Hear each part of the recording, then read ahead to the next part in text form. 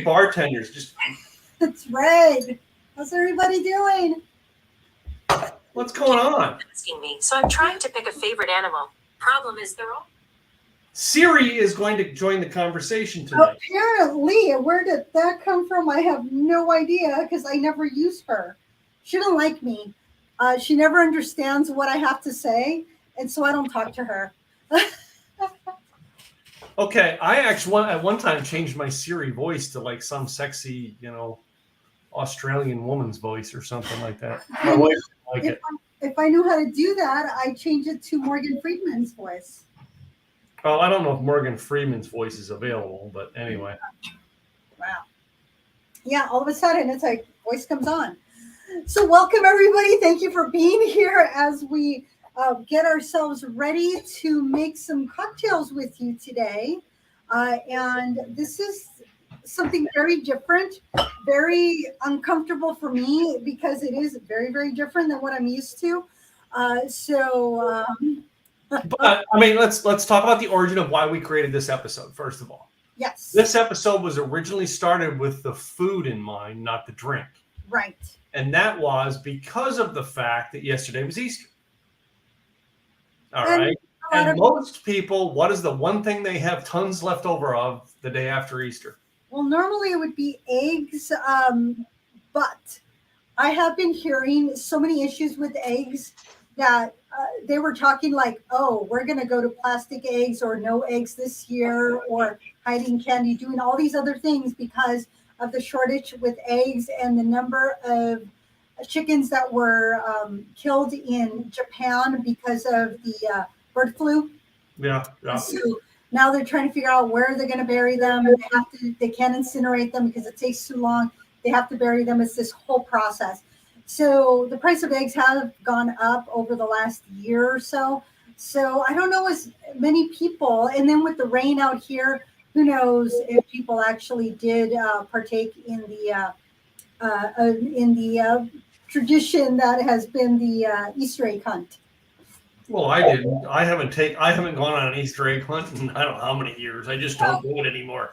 But that was the original thought behind the broadcast, and I do realize everything's going on with eggs, but right. Still, I mean, deviled eggs. The day after Easter, deviled eggs. Just saying, you're going with eggs, and you know what I mean. The whole church thing with eggs, and the next day you're having deviled eggs. Only I would come up with that concept. And no, I am not sacrilegious. I am not against God. That was his idea. We got to do something with what we have, and so if we have leftover eggs, then.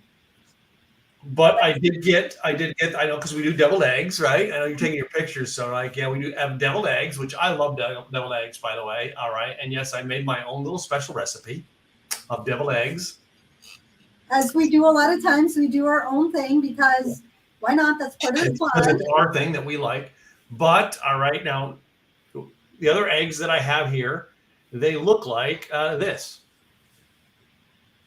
It looks like, that's what they look like on the inside when they're sliced open. This is what we call, our Pennsylvania, thing of pickled eggs.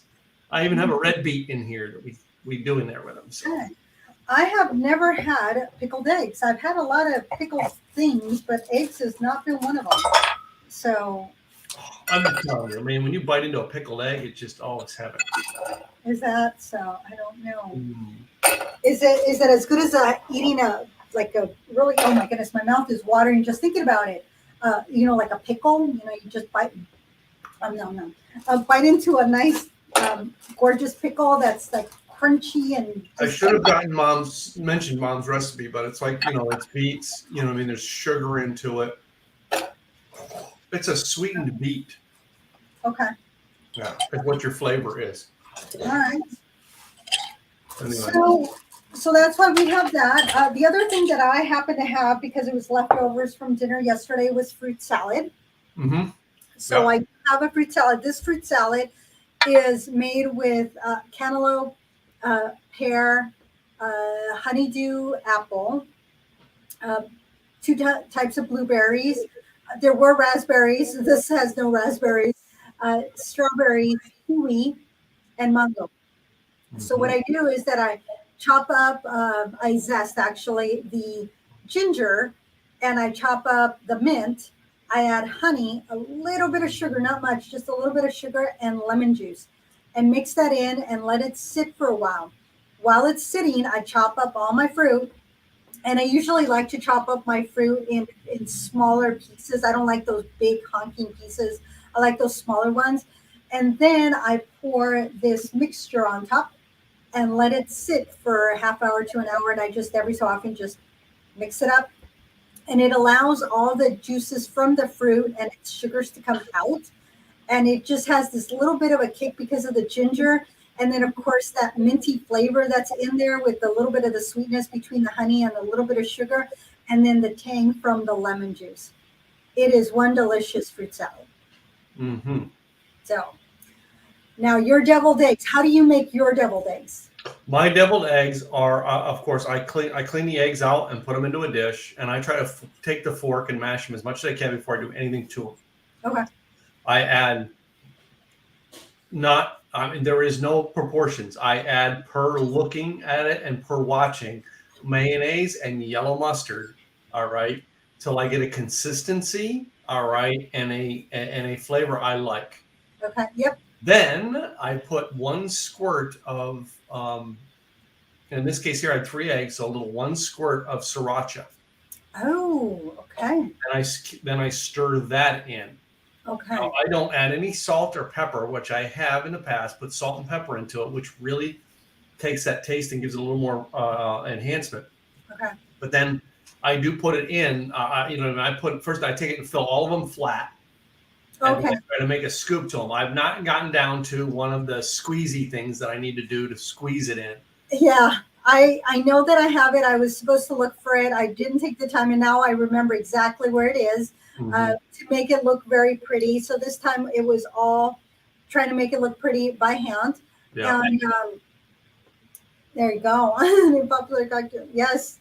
And then what I added this time. Take credit for the eggs. You will. Okay. My mother is reminding me to tell everyone that she made the deviled eggs. Of course, it's a family No, recipe. I didn't. Or I no, made she made the pickled eggs. Pickled eggs. Got it. Okay. Well, what I added this time to my deviled eggs was a little bit of pickle juice. It was like a teaspoon of pickle juice, just enough to give it a little something, something, because I wanted a little bit of tang. And I looked for recipes to see if there was anything different. A lot of them called for vinegar, and I'm like, I am not adding vinegar to my eggs, so no. So I added just a little bit of pickle juice.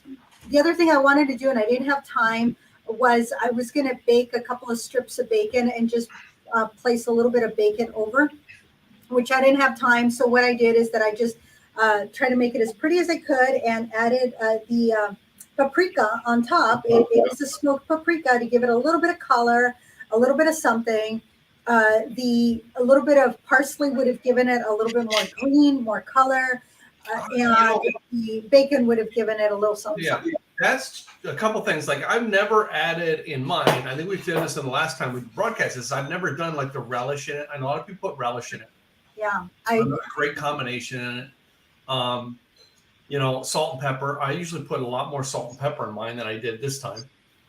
What I should have done is I'm okay with the pepper. I always hold back on salt because I'd rather add a little bit of salt, especially because I added a little bit of pickle juice. I should have held back on the salt, but I did the pinch and I threw it and I went, oh, and then I went like this to get the rest of it off. And I went, I probably shouldn't have done that. And in my opinion, I probably shouldn't have done that, but I heard they were good. So I'm like, okay, well, I'm glad you like it because that's what I'm going to be eating tomorrow because I made these yesterday. Yeah. So that is the food. And the reason I have the fruit salad is because it was leftovers. But we talked about the Martinez last week because we made martinis. And we talked about where that came from. The Martinez cocktail is seen as a predecessor to the martini. And it came before the martini, and there's a lot of questions over where it came from.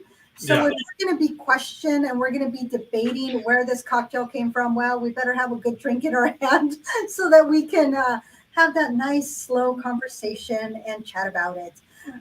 But a little bit about it is that one, it's equal parts gin and sweet vermouth, maraschino liqueur, and bitters. So it is also seen as an old version of a Manhattan. Hmm. So when you look at it, you're like, this doesn't look like a martini, but yet the martinis, they are seen as coming from the Martinez. And it was originally with the Old Tom gin. So it's not a brand, it is a type of gin. So there are a lot of brands that it'll say, I got the distilled. Well, I got Bombay Sapphire, okay, which is the London Dry gin. right. And Beefeater is another one that's very popular for this cocktail. I'm not a big gin drinker, and so what I have on hand is the Botanist. It's an Inslate dry gin, Yeah. which is another way of doing it with a dry gin. And there's a lot of skepticism as to, well, what type of gin and why. And so that's where part of the history and the debate is because of all of that. So there are some reasons why there's a question over it, and so there's a lot of debate over it. So some of it said it was invented in the town of Martinez, California, during the gold rush in the 1850s. But then others are saying that it could have been the legendary bartender and author Jerry Thomas. But then others say that Jerry Thomas was known for stealing other people's cocktails. And maybe if he made a change to it, he could do that. But others, and it was for customers that were traveling through the port of Martinez. And then, of course, the city of Martinez is saying, no, it was a local bartender that came up with the drink. So who are you going to believe? It was first seen in the Modern Bartender, which was published in 1884, and there was no recipe. That's the interesting thing is that I actually got a link to be able to peek inside this bartender's book, and so it has the one cocktail, then it has the Manhattan cocktail number 1, then the Manhattan cocktail number 2, and then it has the Martinez cocktail. It says the same as the Manhattan, only you substitute gin for whiskey. But each of the martinis have something different. One of them has the French vermouth, the other one has the Italian vermouth. And so it's, which one are you going to follow? So that just makes it, again, a little convoluted. And so maybe it had been made way before this bartender's book came out, but it didn't also specify the type of gin to use. So wait a minute, but which glass does it go in? So it can be whatever you want, truly. So a lot of the older ones show those. I have these mini ones, but they were way too small. Yeah. They almost look like those that kind of come up just a little bit. It almost looks like a wine goblet, but it was cut off, so it's not a very tall. So It reminded me of my wife's great aunt's champagne glasses. Yes, I thought about that. So that is one of the thoughts, and so I have that, and then I have my little guy. So those are the two that I came up with when it comes to the glass, and it all has to do with the times.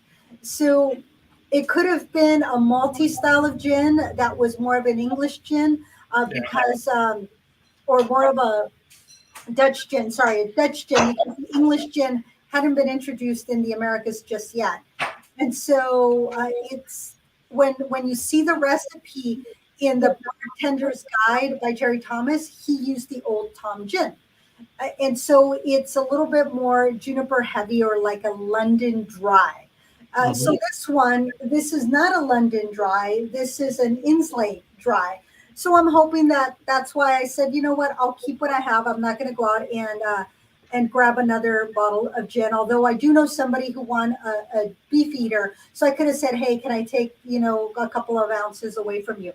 And so it did call for dry vermouth instead of sweet, and it also called for curacao. Hmm. That's what was back then. But Yeah. it's been tweaked over the years. The London Dry will produce a more of a modern style citrusy floral flavor, just depending again on the gin that you're getting. But if you want more of the traditional recipe, then get the one that actually says Old Tom Gin. So it'll say whatever it is, like even aviation will say Old Tom Gin in there, uh, Mhm. and um, and you'll get more of that soft juniper, very herbal. I'm not big on the herbal. I prefer that more citrusy flavor. And then, of course, the dry cherry notes of the maraschino liqueur. So it can be part Manhattan, part martini, but it's supposed to be very different. I've not had it, but it is 1.5 ounces of gin, 1.5 ounces of the sweet vermouth. Then it calls for Luxardo maraschino liqueur, which I do not have. You have a different I brand. have a different brand, Marask. Anyway, Marasca. that was the only one they had. So And I couldn't even find anything. There was a cherry brandy, but what I ended up with was a wild cherry flavored brandy. So I thought this was the one. I already had this in stock from something we had done before. So I said, okay, there's that. And one of the newer recipes calls for this particular Italian liqueur, which um, it looks like Cynar, but it is pronounced Chinar. And the reason this one came into play was because I was watching, oh my goodness, Steve the bartender. He has a very thick accent from who knows where he's from. And he had been challenged by another bartender to make the Martinez with Chinar. So he made 3 different Martinez, and this was the third one he made. So I said, you know what? I'm going to try that. I did think, oh, I have Curacao. Well, it was supposed to be orange Curacao. I only have blue Curacao. So I opted, I'm not going to make it with Curacao. Um, but it does say chill your glass. There are the shake it and pour it, strain it into a glass. But most everybody actually does the stirring of I've it. stirred mine. Yeah. Yep. So stir, and then you can always pour into the glass. So do as you will, whatever you prefer to do. But I've chilled my little glass, and I've chilled my big glass. So I'm gonna be stirring mine also because why the heck not? And there's mine. And then the old school was to garnish with a lemon, but I'm gonna garnish with an orange. And I you had can, both. Yeah, I had both. and then you can also garnish with the maraschino cherries. So Oh, yeah. I have not the originals, but I have some of the candied maraschino cherries yeah, there you go. that I use. So there's play with it as you will, do as you like, make it your own. Play with the adjusting of the flavors. What do you prefer? Oh my goodness. I'm going to tell you how I'm tweaking this because of the fact that I've had it and I've been sipping on it. I just put the lemon in as well as the orange, stirring it a little bit because then I drip some of my lemon in it. There you go. Okay, I like that. Yeah. I like And it gives me the more, it gives me more of your citruses.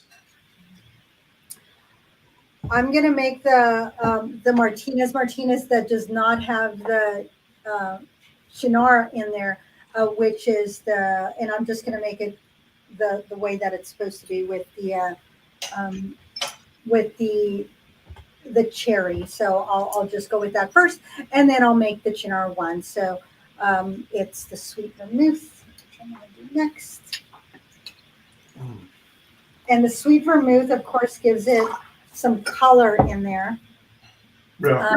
And then I'm gonna do As you can see, I had dry vermouth, and mine doesn't have any color. right. So then the cherry, And some of them will say you can substitute for with amaretto too. I didn't know if I wanted to do that. And then your Angostura bitters, I have two different ones. I realized that they're both from Portland, so it's like, yeah, which one do I want to use? But it's a couple dashes, so just and then garnish, twist and garnish.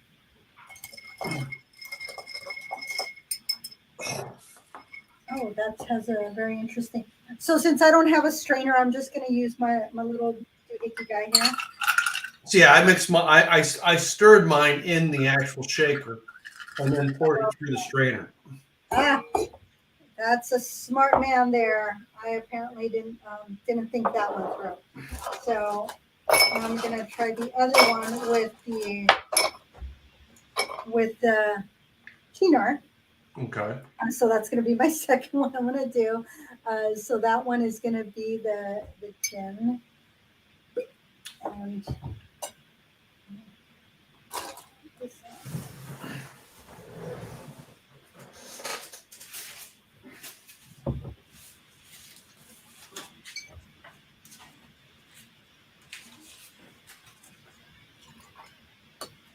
so there's my botanist. This is just an awesome bottle. It's just, you can feel through it. It's just pretty good.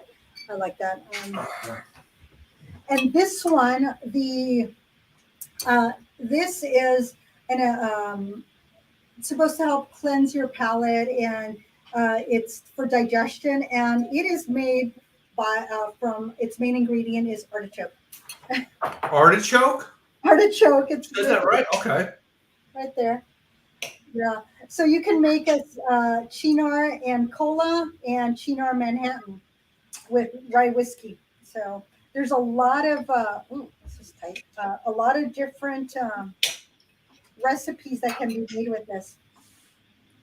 If I can get it opened, it's going to take me a second. All right, let me see if I can cut some of these little grooves here. If not, I might have to wait and tell you if I was able to get it open later on. Sheesh. Let's try this again. Wow, this is really tight. Oh, there it goes. Sort of. Oh, got it. This is why Tim texts and opens all of his bottles mostly before the Ahead show. of time, so that you don't look like a little dork trying to. Yeah. So I don't look like a little girl trying to open up my bottle. Right. Hmm. Bartender Steve, that was one thing that cracked me up, was that he'll open a bottle, he'll pour it in, he'll put it aside, and he closes it and puts it aside. And then, but he was doing that with all of them, and I'm like, dude, if you're gonna reuse them, just keep them open. But nope, he's reclosing every bottle every time. And I'm sure that it's because he's a bartender, that's what you do. But he reopened 3 of the bottles 3 of the times. That was quite interesting. Let's go. Very interesting. So Yeah.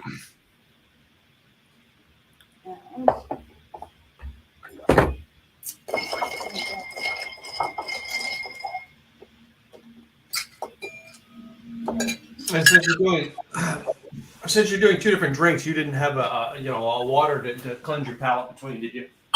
No, I have to. I don't know why I did not grab my water, which is normally something that I do. We always talk about having water, and even my little water thing here was out.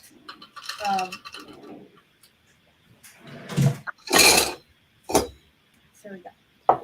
All right, so the traditional Martinez, as best traditional as I can be, is in the martini glass, and the Chinar is on the smaller glass. Both And have both of them yours have a browner tint because of what you put into them.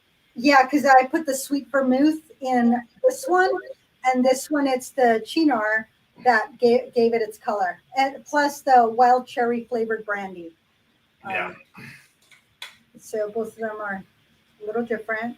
Let's move all my stuff out of my way. I want to be able to enjoy, and let's get a pretty picture here, because I like posting pictures, y'all. We got pictures on the website, and we know that you do. And now we know you do all the pictures. Or most of the pictures. You've done some. I've done some. Just you have better presentations for our pictures. Anyway, I would grade this as like a class. I don't know. To me, this is a B or C drink. This is not something I'm going to go to on a regular basis. Okay. All right. Now, both of my food choices I will eat all day long. But I was trying to match a drink that we had not done with a food that I'll eat anytime. Right. So, and therein lies the problem. All right. Sometimes we match the food with the drink. In this case here, we pulled the food up, and then we were sitting there trying to go, what drink should we do? Right. So, And I did not put my my garnish in there. And you can always, just to give it a little flavor, I decided to go with the. Oh. okay. So while you're doing that, yesterday we went to the Dallas Mavericks game, and we go in, almost always when we get there, the line to get in to check in is a very long line, as you know. Well, to the right of where we go, there's the Jack Daniel's pub. Mm-hmm. And you can access and go into the game through the Jack Daniel's pub sometimes. Okay. So we go in, well, then automatically I go in, I'm going to stop and get me a whiskey or bourbon to go in to sit down at my seat. So yesterday, this is what they tell us at the Jack Daniel's. They cannot serve, I get my bourbons neat, which means no ice. They cannot serve that. They have to put ice in. So can you put one ice cube? One ice cube. So how do you get, now I'm going to ask you this. How do you get around in a bar like that where you don't want the white ice cube? What do you do to get around it? Have you thought about that? I usually will ask for the biggest cube that they have. And the bartender will look for a cube that's a big cube. Yeah. So that way I can let it sit there, or I can pull it out. Or I just say, if I just want just a hint, then I say just the smallest sliver of ice you got. Mm-hmm.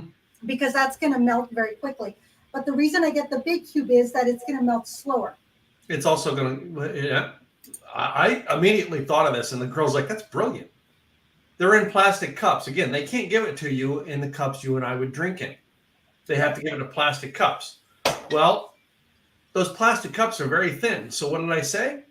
Put it in the one cup, and then put the other cup. Give me 2 cups. She goes, I still have to, right. So what she did while she was taking my card, I separated the 2 cups. I took the ice cube out, dropped it in the bottom cup, and then put the other cup on top. Now, if you look down in the drink, it still looks like I have the ice cube in there. But it's really in the bottom cup. In the meantime, I walk out with a drink in hand. All I did was take the ice cube out real quick and put it into a separate cup. And I'm just holding a double cup. Which is fine, because it's also going to help keep your drink cold, because the ice is at the bottom. That's it. And that, because of the fact that in a situation like that, they can't give us glass drinks. Right, because you're going into... They give us plastic cups. So immediately I went to, let me use a double cup. And that double cup, it did exactly what I needed to do. And really, by the time I finished my bourbon, that nice ice cube was just about melted on the bottom cup. Which you're like, that would have been in my drink, and that's not what I wanted. That's not what I wanted. Yeah. So it's just something that, it caused me to think on my feet. And Elaine's like, that's brilliant. I'm like, when you drink for a living. No, when you drink, you have to think with it. I do like the traditional Martinez over the Chinar Martinez. Bartender Steve really liked the Chinar one. He thought it was amazing. And there's a lot of things you can do with that one.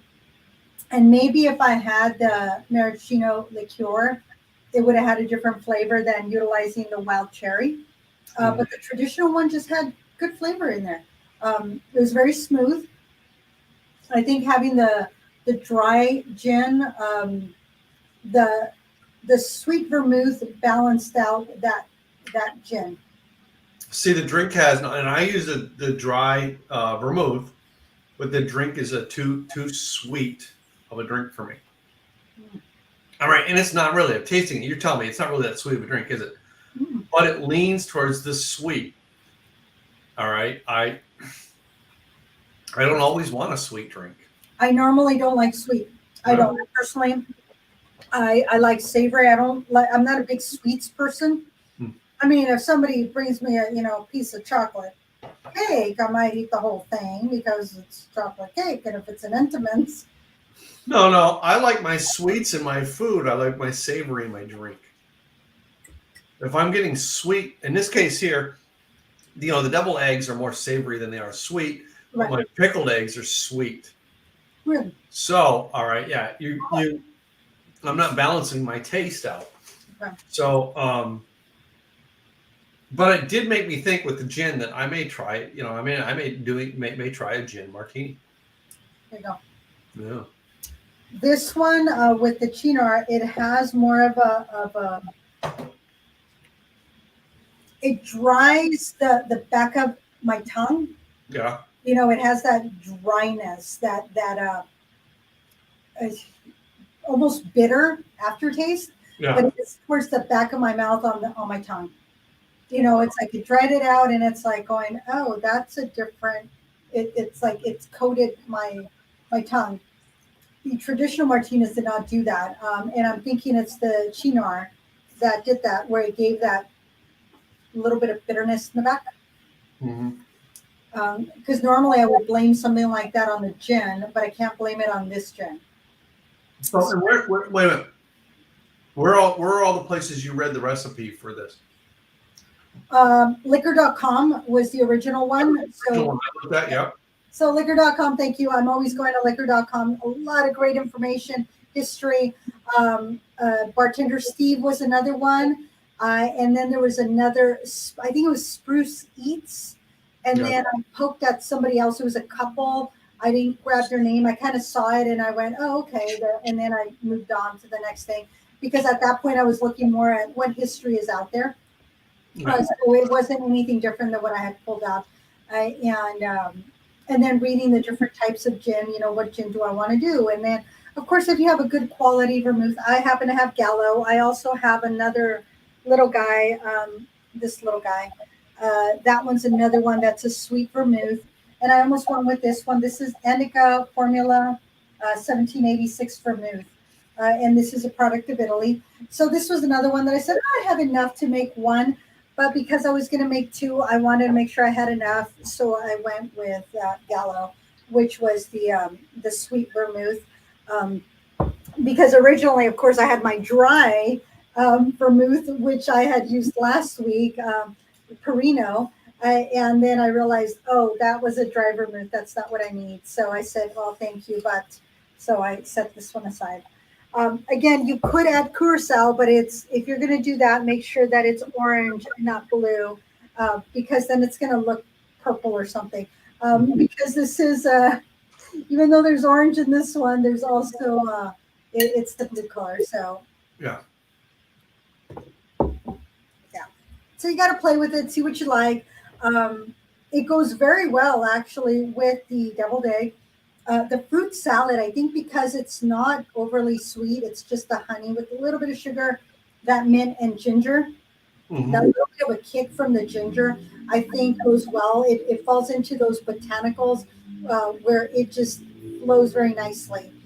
Fruit salad with cherry, fruit salad with ginger, and the gin. I think all of those foods just go very well together. And I think having that little bit of pickling inside the pickle juice for the deviled egg, I think that also balanced it out. So it gave it some really good flavors. I think you could do a gin martini with this food, and it would go very well. I think so as well. Yeah. So interesting. Now I'm gonna drink my water and cleanse everything out. But surprisingly, the Chinar Martinez goes very well with the deviled eggs.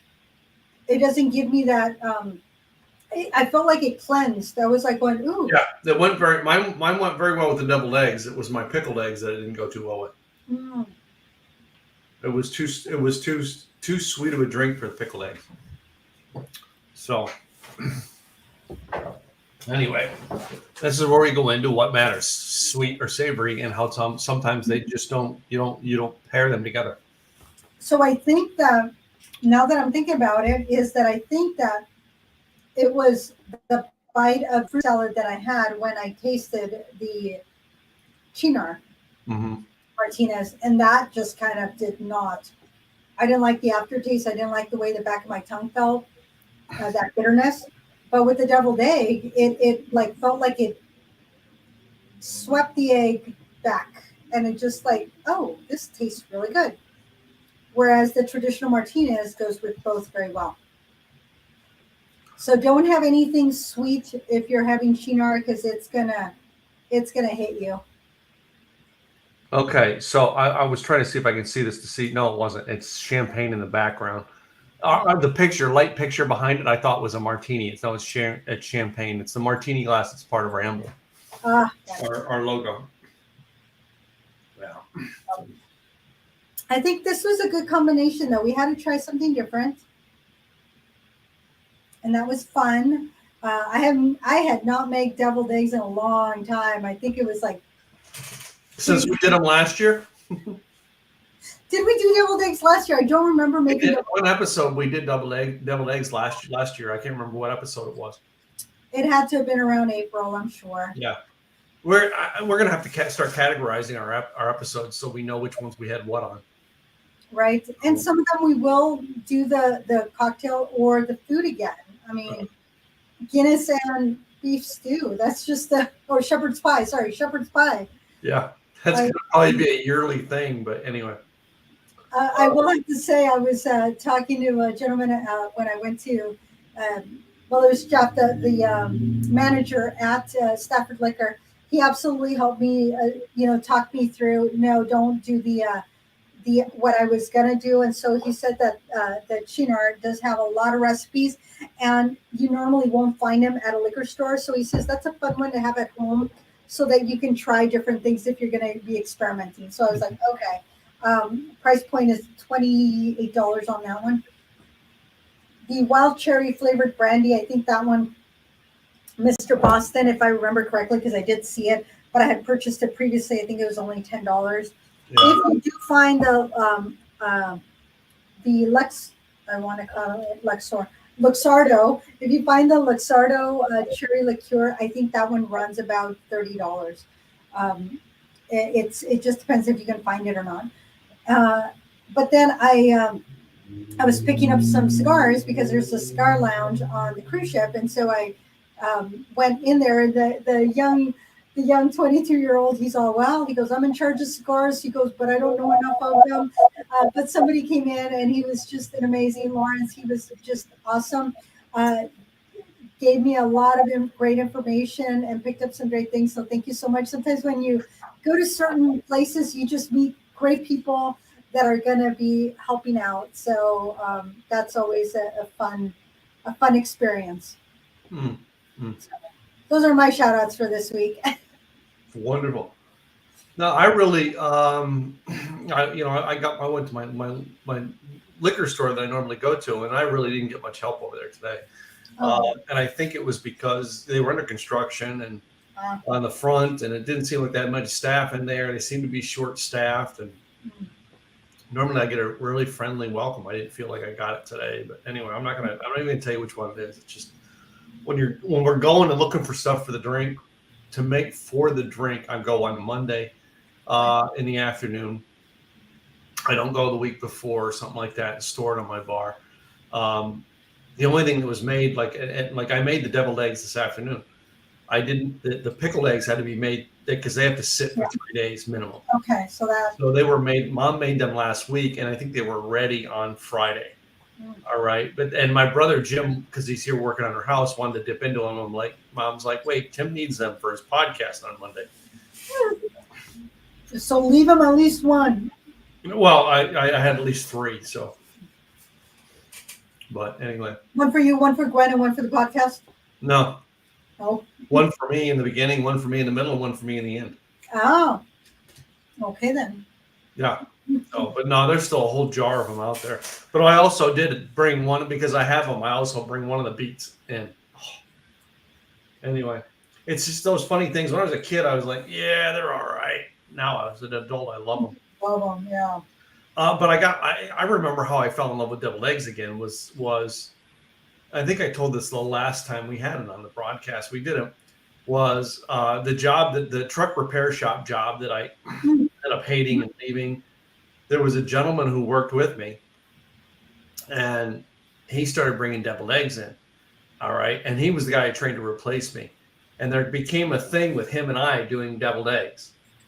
All right, and then I stopped over at his house for dinner one night and realized it wasn't him doing the deviled eggs. It was his girlfriend. And then me and his girlfriend started comparing deviled eggs recipe because I was making my own. Okay. You know, and like every day we would bringing in our different tweaks and then sharing to see whose was better. It's like Right. two guys in a mechanic shop are sharing a recipe of deviled eggs every day. You know, I did see one last month when I was looking for green, and if you add avocado to the egg yolk instead of mayo, Yeah, you get the creaminess, you get the color green, yeah. and you also get some good fat in there and your protein. So adding avocado is not a bad idea. Never thought about doing the avocado in one either. That's interesting. Yeah, that was something I had seen. So you can do that.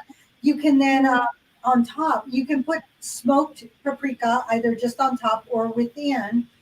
You can chop up pickles. That's another one, but it has to be finely chopped because usually with deviled eggs, you want it to be very creamy. Yeah. And then you can top it off with so many different things. I mean, you can brown up some bacon or some prosciutto. You can also put chives, you know, just but not the really finely chopped, but just like one sprig of chive. That looks beautiful. But if you're going to do that, you have to make sure that you are using the little, like the, for the cake, when you're making the decorations for the cake, the tip. The little spot. Yeah. Yeah, the little tip. So what you can do is you make a hole at the end of a plastic bag. So if you have a plastic baggie, you make a hole at the end, and then you put from the inside, you put that little tip through. You fold it out. You put in your filling. Then you twist the top, and so when you're squirting it out, it's coming out looking really pretty, like a star or whatever it is, the tip that you're using. A star is the best when it comes to deviled eggs because it's going to give you that really nice little pretty peaks in there. And then you put one little sprig of the chive or a really nice piece of bacon in there, but not like a huge piece of bacon, just a little, you know, those smaller pieces, not crumbled, but more of a chop. So you're crunchy. How about cilantro? Oh yeah, you can definitely do cilantro. Yep. I've done green onions, chopped. You know, yeah. Yep. I haven't done that in a while, but yes, I've done that too. You can put in, you know, a fourth of a cherry tomato. You know, cut the tomatoes into four, put it in there. So you could put like a cilantro and then the cherry tomato on top, or the cherry tomato and the cilantro next to each other. I mean, there's a lot of different things. There's a lot of combinations you could do, and deviled eggs are something it's an art. It's an art. It could be an art form all by itself. You can have so much fun with it. Oh my goodness, absolutely. Have fun with it. Play with it. What do you like? What do you enjoy? Yeah. Now, as far as our drink, I would be curious if any of our listeners have ever had the gin martinis today. So if you watched our show today or listened to our show and you've had a gin martinez, let me know. All right, and let us know what what your thoughts are on it, because this is a drink that I didn't know about until we talked about 2 weeks ago when we were prepping for the broadcast. Yeah, and then the Martinez came up as the predecessor to the martini. And that's because we did martinis last week. I was like, let's do it to follow it up. So, do you think that we should have gone with another food? No, I like the food. I think that this goes well. The deviled eggs. I'm trying to think of what else could have been. What other drink could we have done if we did deviled eggs, though? Because I know we discussed a lot, but now that you've had the deviled eggs, they're fresh in your, what I mean, you're fresh in your taste buds. What other drink comes to your mind? Any? Well, when I have eggs, I mean, when I think eggs, I think breakfast for the most part. Yeah. Mimosas, Bloody Marys, tequila sunrise. Uh, so things that I could have for breakfast. You said right there, like a mimosa or even some champagne. Mhm. We could have had just eat that one. Probably would have been a great beer. Yep. Because it's eggs. Yeah, it's a deviled egg, but it's still eggs. What is that? What is that noise? I think somebody's trying to show off some machine they have. I don't know if it's a vehicle or a motorcycle, but they were being loud as they're going here. And I'm on a small street, so that doesn't happen very often. So when I have a loud vehicle doing all sorts of crazy things here, which does happen, I can hear it very clearly. I had somebody that like sped up, did a crazy spin off down the block, and then came back up, and I'm like, that's a dead end, dude. He's like, ah. There was markings on the ground. Afterwards, I'm like, oh my goodness. I always love it when the police go after them down that street, and you're going, they're done for the day. Yeah, they're not going to go anywhere. Oh, don't even get me started to what actually we did have a police chase that ended here. That the police was down my street. It wasn't even here, but they were trying to cut off in case they came from where they were down any of these streets. There was a police officer right here. And I'm like, well, there's nothing going on at the snooze inn. There's a history behind this motel. But they were right there. And then it turns out that it was in the town center area that there was a police shootout. I'm like, wow, it was a big deal. It was a big deal. This is 25,000 people, very, relaxed, a very quiet town. It's a suburb. So you don't see things like that. The kids, I remember when I first moved to Wilsonville, the 3 kids went to what was Thriftway, now it's Safeway. They got there, they dropped their bikes, just literally just dropped their bikes, walked into the store to get whatever they were going to get. And I was like walking with mom, and I'm like, well, this is cool. Kids could just leave their bikes right at the front door, and they know they're going to be there when they come out. And let me guess, you came out and they weren't there. No, they were. They were. So as we're going in, the kids were coming out. They were preteens, 11, 12 years old. And they got back on their bikes, with whatever, in their mouth that they had just bought and would take off, kept playing. It's like when I see the teenagers out there having fun, they were playing whatever, it wasn't hacky sack, but it was something to that effect. And they were teenagers, and they were outside the Safeway doing that in the little awning area. And it's like, that is so cool. The kids out there just hanging out, wholesome fun in a nice neighborhood. That's really cool. Yeah, it is. No. This was good. This was fun. I you know what? It's different.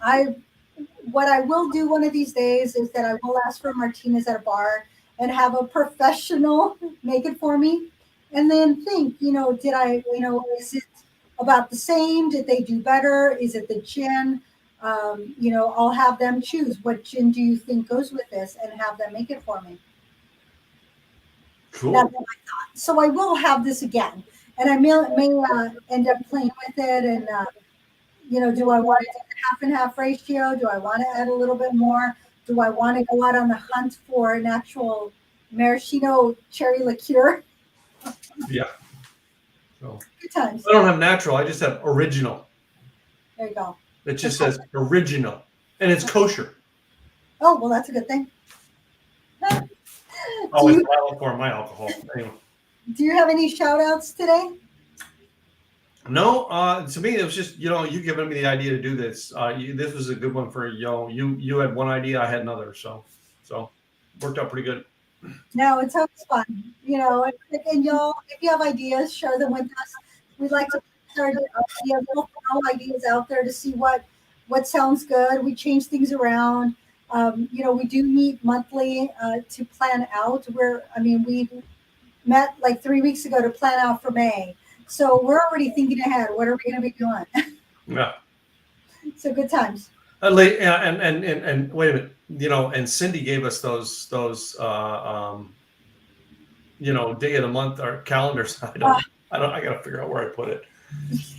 I rearranged the office, and I'm because I'm changing it to put a shelf in over here, and I'm like, I moved so many things. All the alcohol's in the closet right now. I'm trying to build a shelf to put all the alcohol on. So. Oh, there you go. Are you going to remove the door so that you have it visible, or are you going to, close it? Well, eventually the doors, the office, the way that the closet's laid out, it's going to be done. It's going to be redone. It's just right now. It's just, I'm not, but I'm going to eventually get the shelving right here, and I'm just going to put all the booze up in the shelf. Like two of them. I have two of them up there. Right. Those are my moonshine. My moonshines. So. Yeah, mine are in my shelf. Yeah. So. I have been told that looks really cool. What you got there? And it's like, well, a 14-year-old Glenfiddich, a couple of vodkas.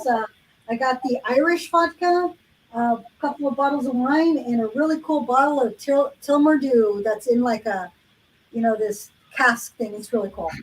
I have the little ones in this one here that you sent too. I have the little sample pack from yes, Crater Lake, and I have the sample pack of the moonshines that you sent.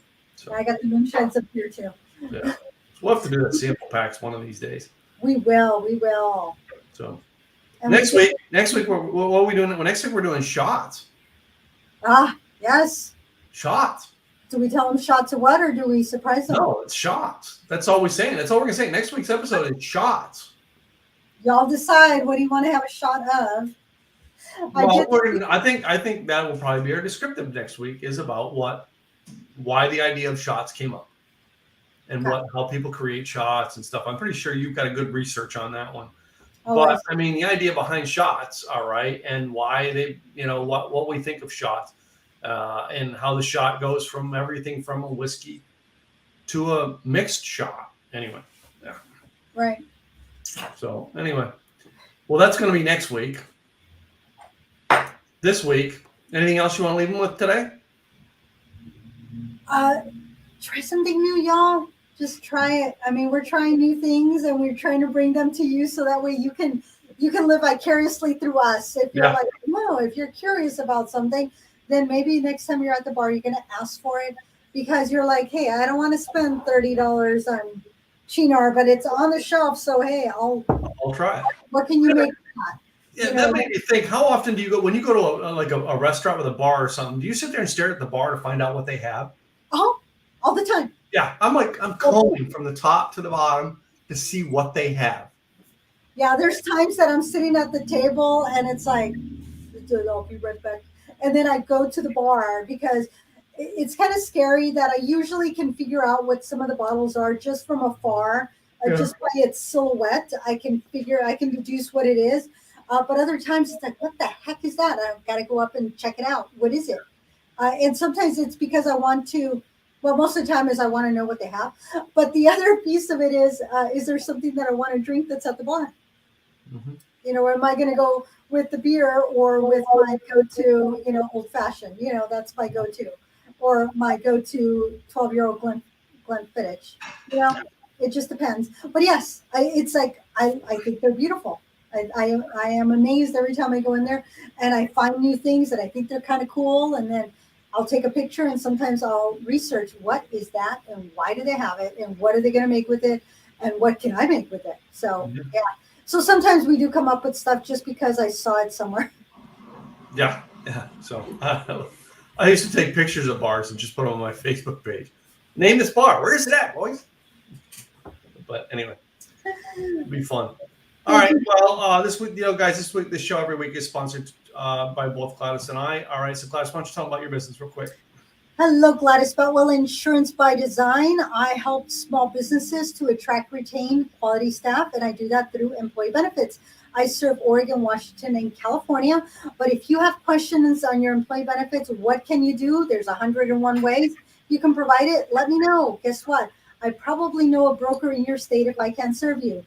You can find me at insurancedesignpros.com. And this is my co-host.